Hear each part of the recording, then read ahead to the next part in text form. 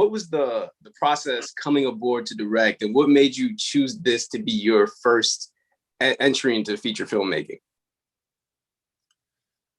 Well, when I was sent the script, the thing that I liked about it was I felt like it had all the ingredients that would allow me to bring a very big cinematic version of a franchise that's never really gone into that space. It's never had the resources behind it and the attention behind it. I mean, I'm not talking, but the games are amazing.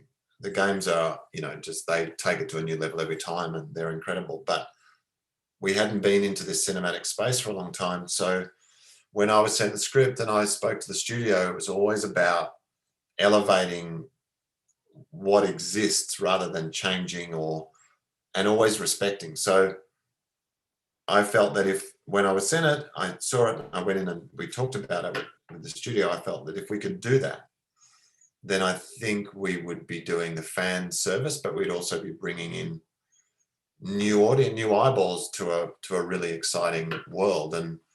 And it just had all those ingredients, and the studio were very like-minded. So it made it that sort of gave me some comfort knowing, okay, well, we could probably pull this off. We could certainly have a chance at it. So that was the really initial process. Louis Tan's Cole Young is a new character that was created specifically for the film, and what you guys do with him is pretty cool. What made you guys want to introduce a new character in the world of Mortal Kombat?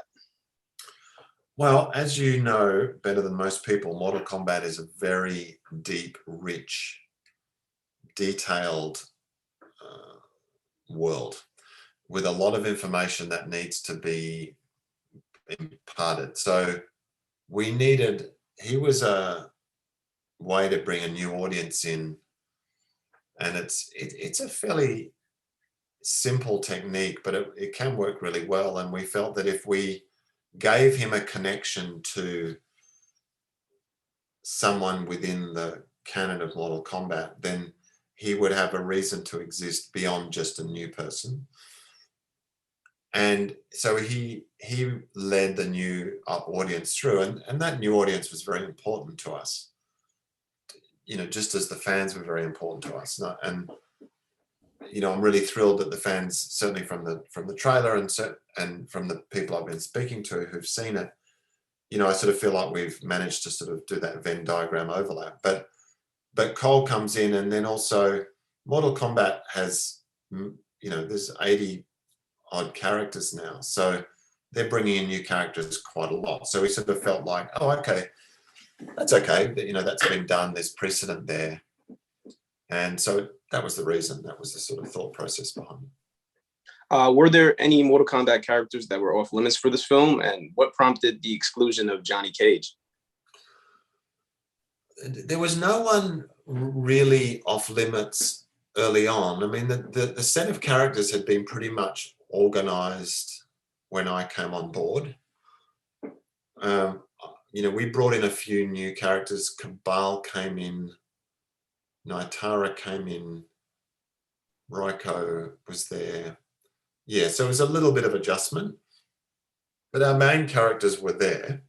And Johnny Cage is a very tricky, complex character that really needed that has such a kind of gravitational force around him of his own that really would have everything would have started to orbit around him.